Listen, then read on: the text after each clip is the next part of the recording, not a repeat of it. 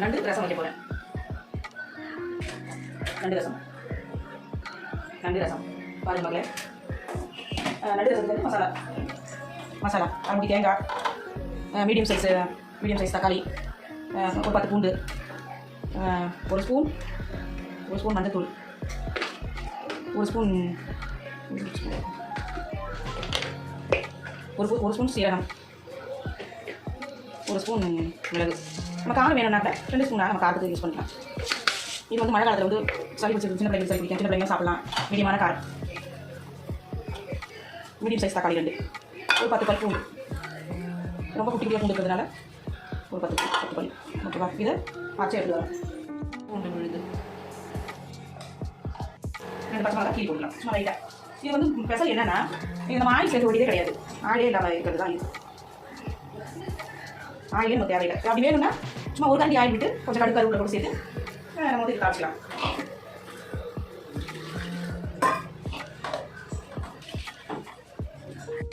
தேவையான இது சின்ன ஸ்பூன் தான், 2 ஸ்பூன் உப்பு போடலாம். அவ்வளோதான்.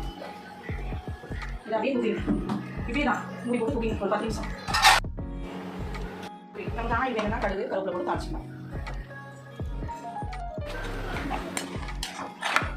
குழந்தைங்களுக்கு பெரியவங்க வரைக்கும் மீடியமான காரம், குழந்தைங்க பெரியவங்க எல்லாமே சாப்பிடலாம். இந்த கிளைமேட்டுக்கு சளி ரொம்ப நல்லாயிருக்கும். சளிக்கெல்லாம் சாப்பிட்லாம் ரொம்ப நல்லாயிருக்கும். உடனே நல்லா தொண்டையெல்லாம் எதமா சாப்பிட்டேன். இது நண்டு ரசம்.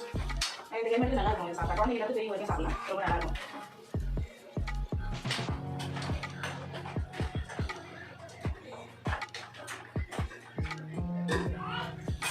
தேவையான அளவு எண்ணெய் ஒரு ஸ்பூன் கம்மியாக, ரொம்ப கம்மியாக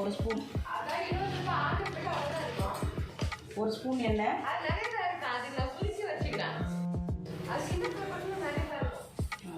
கடுகு,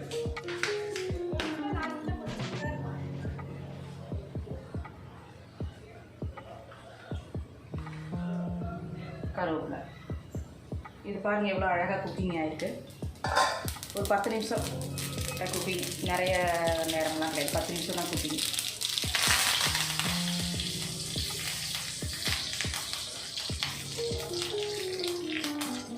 தேவைன்னா பண்ணிக்கலாம்.